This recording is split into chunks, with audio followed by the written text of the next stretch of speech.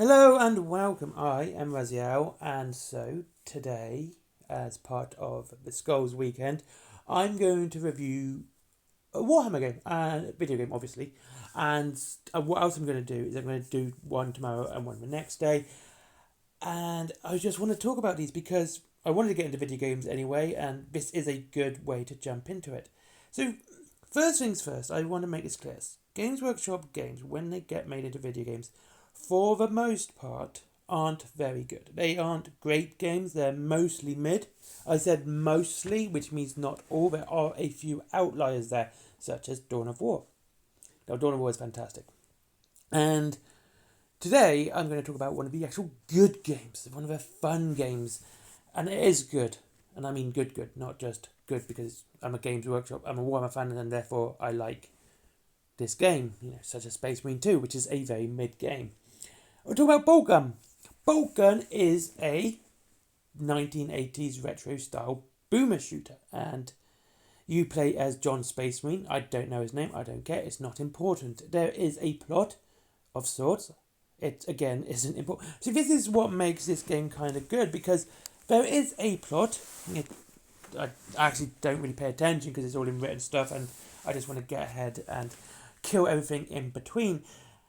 And it just involves you killing chaos. That is pretty much the plot. Stop chaos. There's your plot. And I think that really works with this boomer shooter style gaming. There's no deep undertow of satire or there's no depth to the story. It is you, John Space Marine, killing chaos. And that's it. Stopping chaos as well. Same thing really. You're just doing this, you're killing chaos to stop chaos. Anyway, so it's fun. Now, graphically, it's not great, even for a boomer shooter style, because unfortunately, what it desperately needs is a CRT filter to really make the graphics pop. With that they would pop so well, because it's pixel art, and pixel art looks really good, and it does date really well. It ages like a fine wine. Unfortunately, with modern TVs, you kind of see it's all blocky rather than when it's CRT. And, pixel art was designed around CRT, and it would look a lot better. And it does need a CRT filter. It probably has one, I would just have to look into the options.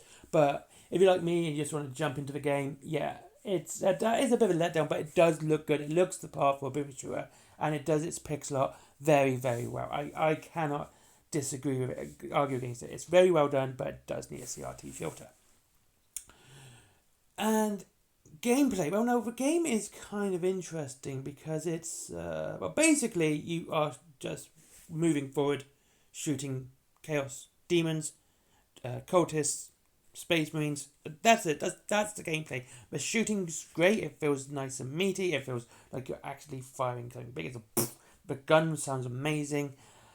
Sometimes it feels a bit floaty, but that's something back when it was, again, it feels like it was a boomer shooter. They do tend to have that floaty sort of first person style. It's kind of archaic now, but you notice this when you play it. Like if you play GoldenEye, you're going to notice it as well. And it kind of it plays it down by having footsteps, so it doesn't.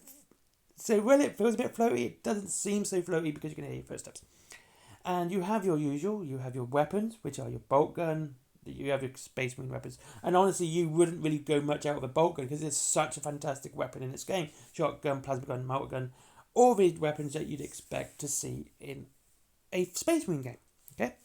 You have two types of collectibles, secrets and the average. The average ones are basically your health and shield collectibles, and your weapons, your ammunition, your weapons, and your secrets. Secrets can be like invulnerability, extra power, and it is all pretty cool. Like it says, it is a boomer shooter, and it plays up to it. All these things are great because it plays into this like it should do, and it's so much fun for doing that.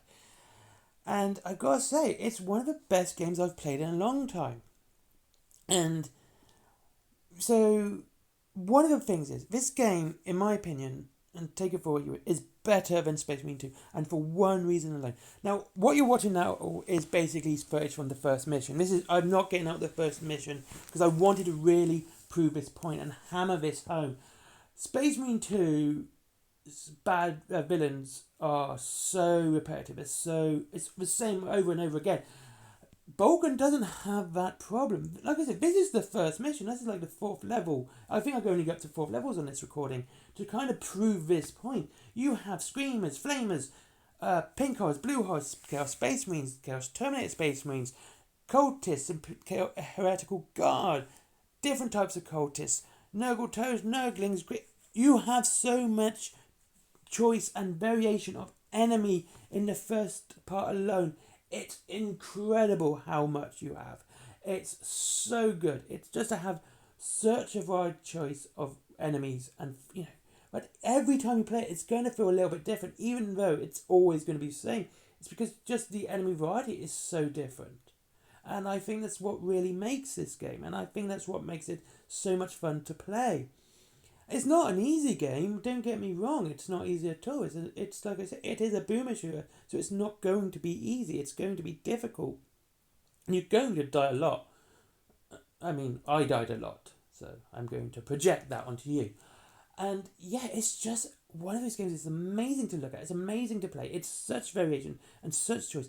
The sounds in it are something else.